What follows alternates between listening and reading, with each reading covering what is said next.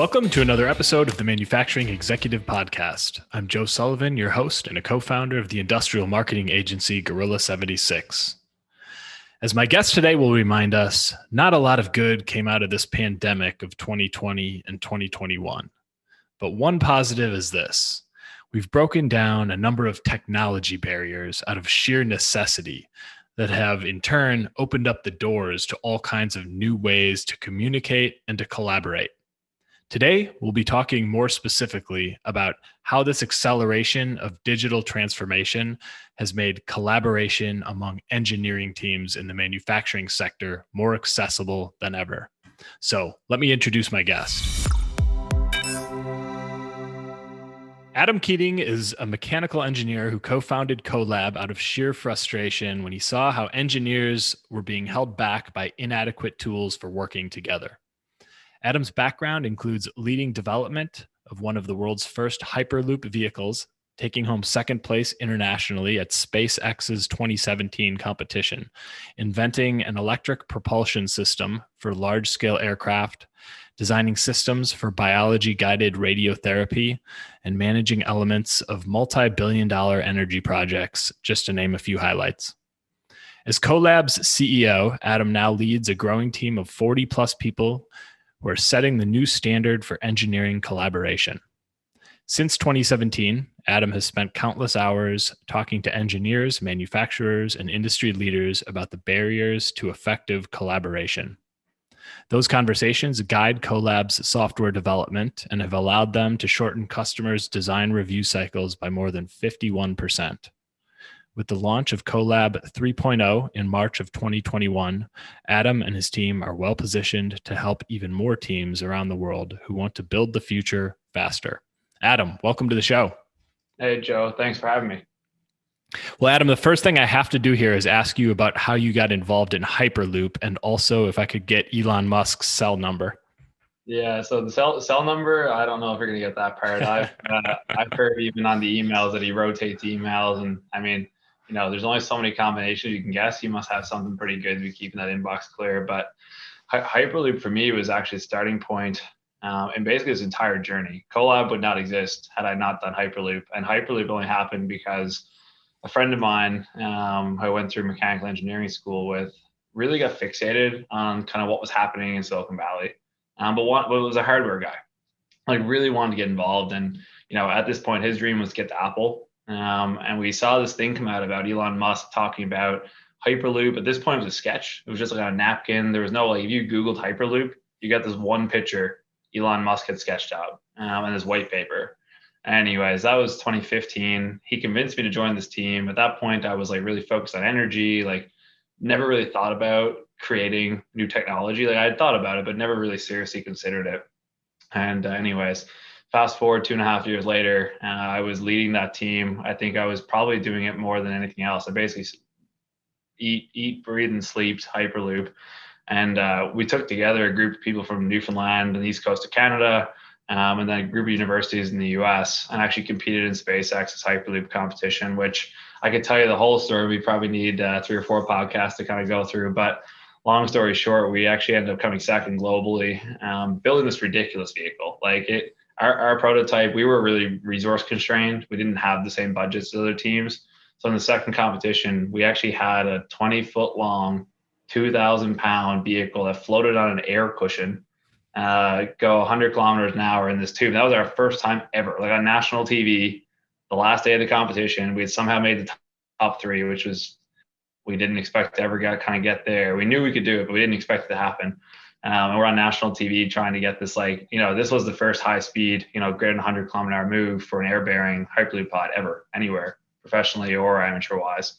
And all I can say is I was really happy when it stopped, when the vehicle didn't crash into the back of the tube and we got to the end and it worked. And, for me, what Hyperloop really is it was sort of a vehicle in a metaphorical sense as well. And it kind of showed me what was possible in terms of building new technology. And that team I was on, there was about 40 of us. There's 7 or 8 companies that started from that team. Most of the rest have gone on and worked at super cool places, whether it's SpaceX or Tesla or, building their own thing. And I think it just really encouraged this new school of thinking. That's actually how CoLab started. CoLab started because we were frustrated with the tools we had while doing that, both as students and as working internships. And yeah, I don't think my life would be completely different had I not accepted my friend's request to join that team back in 2015. Although I gave him a hard time at the time about it. Wow, what an experience! I mean, congratulations on what you were able to do there and what you were able to take from it. I can't imagine being a part of something like that. It must have felt surreal. It was there's many parts of it that were surreal. And like just to give you an example, once you get into this stuff, everything is connected. We show up to LA, we're trying to compete in this competition. We had a really shoestring budget. Like at this point when we were manufacturing, talking from that perspective, we couldn't even afford to pay other people to manufacture for us. So we would take aluminum out of recycling, like whatever was left over from someone else's projects, and like mill our own parts, and like turn our own parts. And we were doing that kind of stuff. And we show up to LA, and the vehicle we had was really big compared to the other teams because we didn't have the money to restart. And we got the vehicle stuck in a storage locker. We couldn't get it out because the trailer got stuck with the walls. Like the vehicle or the trailer was 10 feet wide, storage locker was 10 feet wide. It was stuck. So this guy from Boeing saw us stuck there and brought down a can of WD-40, reached the walls, let us out, helped us out, and then gave us his covered driveway for 3 days. We didn't know the guy. And that's like one of the 10,000 things that happened on this journey. But yeah, whole different perspective on manufacturing and building stuff after going through that. Wow, that's really cool. Well, it sounds like it was a launch pad for you, obviously, to into what you are doing now, which is running this company CoLab. So could you tell us just a little bit about what CoLab's all about, how it came to be? Yeah, so CoLab for us initially was it was the stance we wanted to take to say, we needed better technology for engineering teams and all their partners, whether that's a supplier, a manufacturer, or just someone who helped doing co-design. And we felt that firsthand just trying to build things as students, but then saw it in industry at most innovative startups all the way through to Fortune 500, and realized that software teams were literally 20 years ahead when it comes to technology and agility compared to teams in the manufacturing world. And arguably the manufacturing world, you're physically building something. So making mistakes there is very, very costly. And going back is very, very hard. And that's where Jeremy and I, my co-founder, said, we need to build something that helps teams work better together, but in a way that, takes them to the next chapter of what engineering is going to be. So today, CoLab provides the fastest and easiest way to share and review 2D, 3D CAD with anybody. Doesn't matter if it's your company or supplier or manufacturer. We break down that barrier for teams to sort of adopt that technology. And where we're going long term is helping teams move towards more of a practical version of Agile for hardware manufacturing, and then also introducing the value of what a model-based enterprise actually looks like for these teams. And if you really boil it back, we're trying to help teams work together with all the data they're spending all this time creating, and make better products faster. That's really what we're trying to do here today. Well, good for you guys for recognizing a problem that you experienced in your own world and figuring out how to act on it and create a product around it. Adam, I heard you comment a second ago here that you said industry's 20 years behind the software world in terms of, I guess, utilizing cloud technology and collaborative productivity tools. Talk a little bit more about that for me, and how's that going to start changing? Yeah, it's really interesting, and I'll talk a little bit about how COVID had a large impact on, I think, the trajectory of that change. What we saw was the problems we described. No matter what type of product you built in the mechanical world or the manufacturing world, everybody had the same flavor. Communication was poor, things slipped through to the manufacturing floor and then became costly changes, like things were being delayed. And you look at what, and it almost always comes back to the communication layer. Something slipped through the cracks, a requirement wasn't met, but that was never recorded, something's lost in a note. Like there's always some part of the system that's falling apart. And then you look at our counterparts, and software developers have a whole bunch of other problems. Don't get me wrong; like they've got so much going so quickly that there's other challenges there now. But trying to find the ticket that they're working on, or trying to find the history of how a decision was made, that was never something they struggled with alongside of us. And they're moving really fast. Like we're talking about true agile, not a waterfall-based approach, and that wasn't the problem. And that's when we started like really looking at what tools we had. And if you look at the engineering world, like in design, you're thinking about like a CAD tool a PLM. Like they're sort of your bread and butter. And you've got other analysis tools and maybe specialized engineering tools, but really that's what you have in the creation side. If you think about everything else, how people communicate, primarily email. And if you talk about how they communicate externally, like to a manufacturer from a design firm or a company, almost exclusively email. How is something tracked? Almost exclusively some kind of like homemade Excel tool. How is like DFM, for example? How is DFM communicated between a company and a manufacturer? Most times it's a PowerPoint deck with screenshots of a model. That model cost you like millions of dollars to make. And then you spend weeks or months going back and forth over markups in a PowerPoint deck on changes that are probably going to cost a lot of money in the future. And that's where we started saying like this just doesn't happen in the software world. And there's good reasons why it is the way it is today in hardware. And you mentioned a couple of good examples, like cloud adoption being a barrier is a huge limitation that I think COVID has changed. A year and a half ago, we would talk to companies and they were all hesitant to move to the cloud. Very, very few were saying, we're cloud first. What we're seeing now is that a lot want to move cloud first, and even more who are in the kind of like, the center bucket are cloud accepting. And that's a huge change. Like we went from having conversations with, Fortune 500 defense contractors who would say like, no way in hell are we ever going to the cloud, to talking to one right now who is telling us they're only going to do it if it's in the cloud because that's the way they're moving, right? And the power of that for the manufacturer on the other end is if you can catch that wave, the cost of the way you do your business and the way you can do your business with your customers becomes much tighter. Like you can be much closer to customers. And I'm wearing a Xometry sweater here today. And I just got it in the mail. And that's kind of what they're thinking about, right? Is, how do you create that amazing experience, not just for your team, but for all the people that you're working with?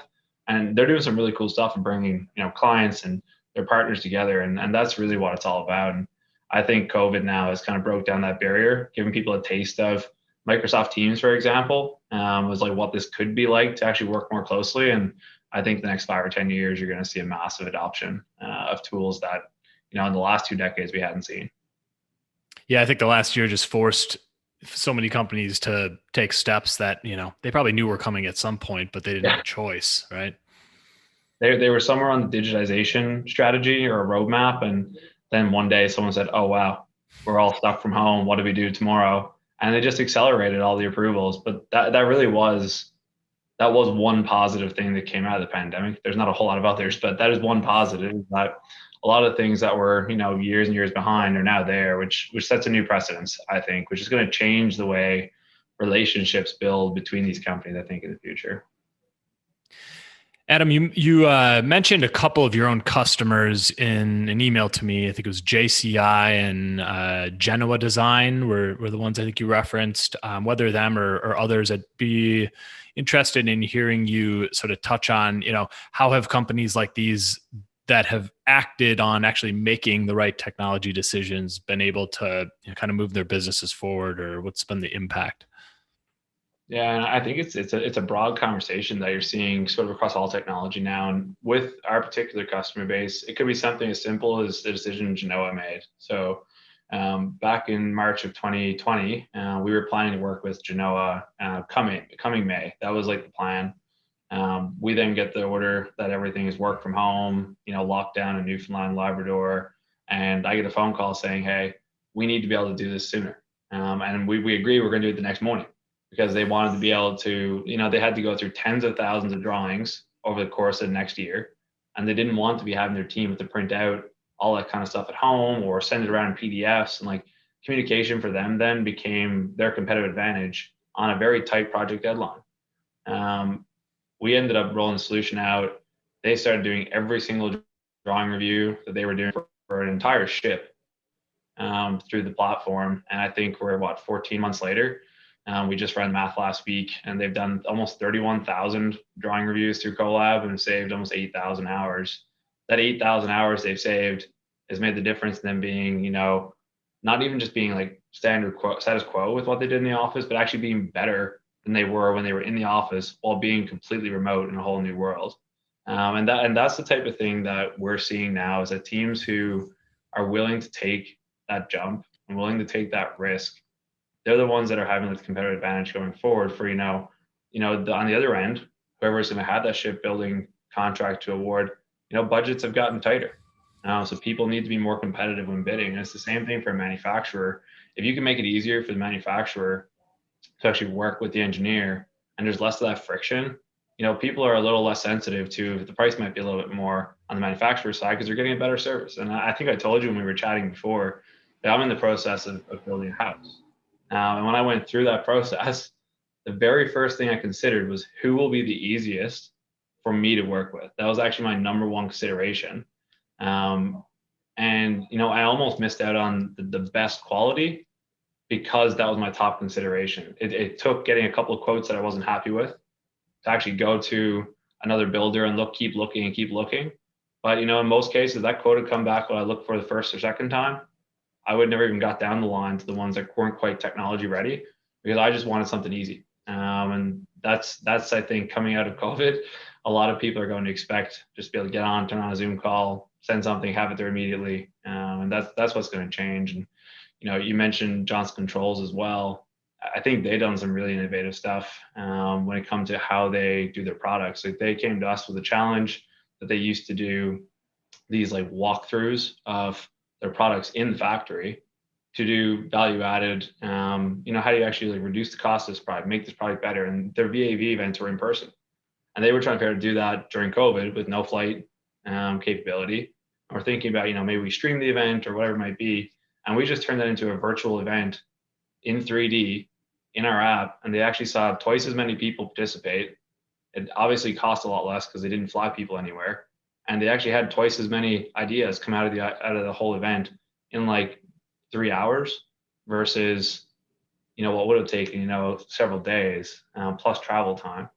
And that's become something now that all their teams are doing inside of these groups, and something that I think a lot of the industry is going to want to do. And that was like not even something we had thought about as a Mhm. solution. They actually came to us like as a customer they were using for other purposes in design review, and they just use the same tool to have a completely different use case. And I think there's more and more in the manufacturing world with people getting clever now and saying, we want purpose-built tools. Like we don't want to be sending screenshots around. We don't want to be flying people for the sake of flying people. And the ones who kind of craft something for their business and kind of get that competitive advantage in terms of their angle, it's going to have an outsized impact 3 to 5 years from now. So this is sort of the window. This is like the window to kind of get ahead, I think. Yeah, well said. I mean, it seems like there are hard cost advantages. There are also peace of mind things, like the ease of working with someone, like you touched on. Um, it just seems like sometimes there's this barrier, this hurdle, like this intimidation with new technology. But once you can get through that, there's so Yeah. many benefits to be realized. Yeah, one of the pieces of advice that we give people too is like, technology and most technology roadmaps are really scary. Like to be completely candid, they are like they're big, massive changes. Um, you need to know where you're going, but it's more important to have gotten started with like a tangible problem, like a small problem that you can fix, because that's the difference here with us versus a lot of the things that you might see in market. We're not trying to do, change everything at once and fix everything at once. We're trying to influence behaviors that people are accepting of technology so that when, a new feature comes out or a new solution comes out or new product integrates with what we do or, not even related to us at all, people are not as nervous to do it.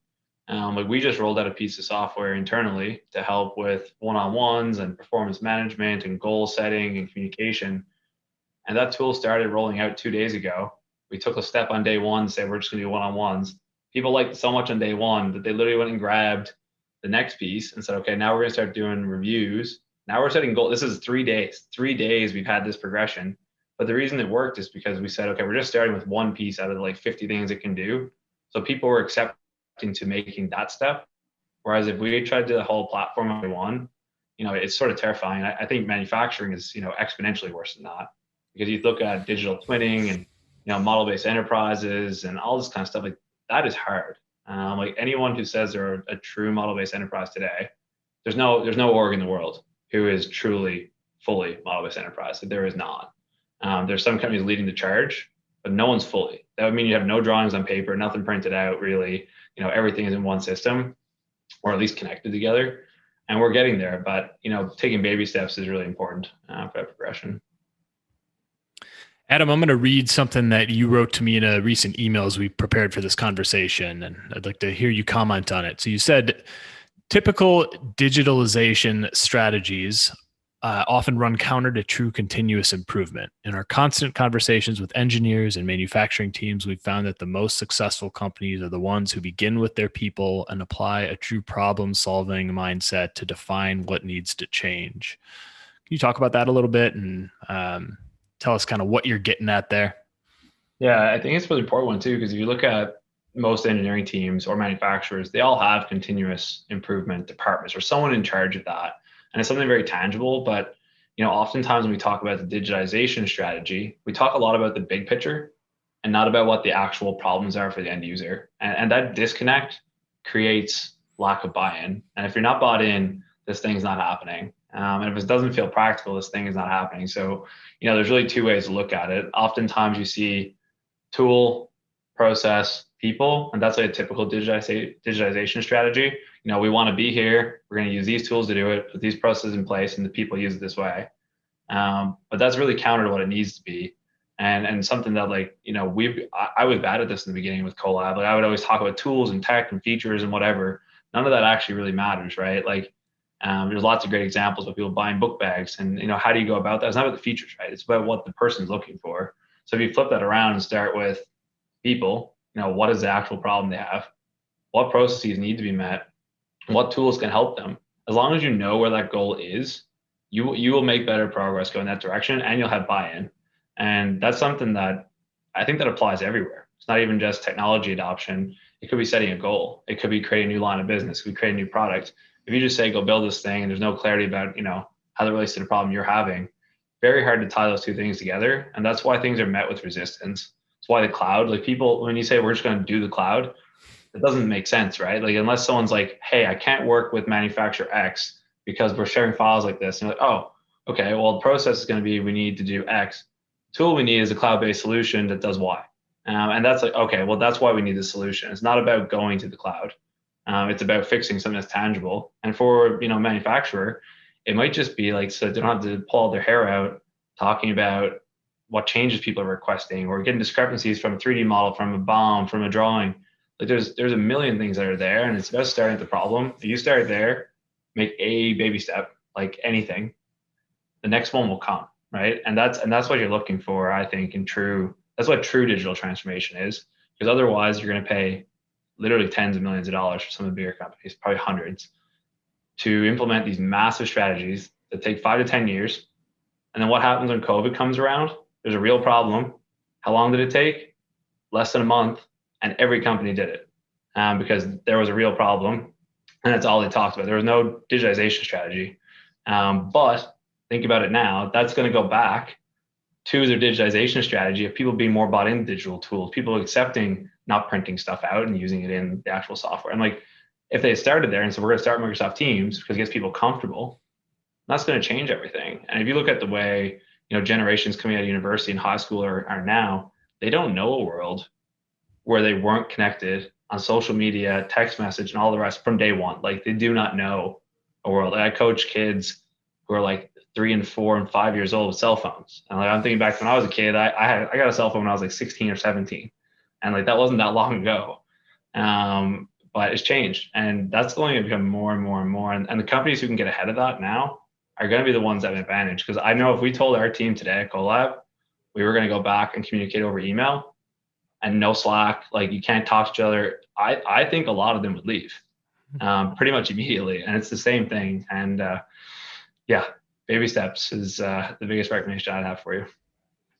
Well said. I agree 100% with your mindset on this. Cool. Adam, is there anything I did not ask you today that you'd like to touch on?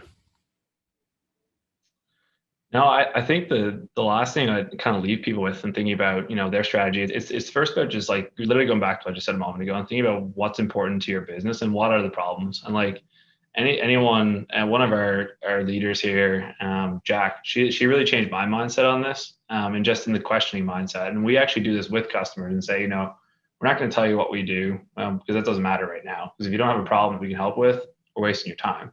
But do the same thing for yourself. Like literally ask yourselves the hard questions of, where are these pain points? if you're trying to like win more business as a manufacturer, or build products for less money for an engineering company, like figure out their goal, what that is, so you know where you're going, and then figure out the problems are and just start there, and then figure out what technology actually fits. And I think you'll start to see the gears turn a little bit faster once you do that. Well, Adam, great conversation. Can you tell our audience how they can get in touch with you and where they can learn more about CoLab? Yeah, no, and I appreciate it, Joe. And to get in touch with me, you can find me on LinkedIn, just Adam Keating there, or on Twitter. I think it's Adam Keating NL. And to find out more about CoLab, you can check us out at colabsoftware.com. But yeah, I'd love to have a conversation. Even if you just want to have pick my brain on how to go about figuring out what problem to tackle first. This is pretty much what I do all day long, whether it's for our team or for other teams. So happy to do it. But Joe, I wanted to say thank you for having me. I really appreciate it. It was my pleasure. I really appreciate you taking time out of your day to do this. Cool. Thanks, Joe. You bet. And as for the rest of you, I hope to catch you on the next episode of The Manufacturing Executive.